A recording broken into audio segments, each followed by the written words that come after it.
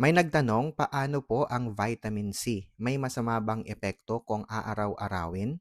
Magandang tanong po yan. Ang vitamin C ay water-soluble vitamins. Ang ibig sabihin po, ang sobra ay inilalabas ng katawan sa ihi. Kaya safe ito in recommended doses, usually 500 milligram to 1,000 milligram per day.